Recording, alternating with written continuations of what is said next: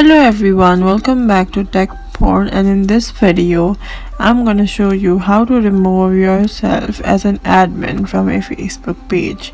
First of all, open a Facebook page and then go to the settings by clicking on the three lines.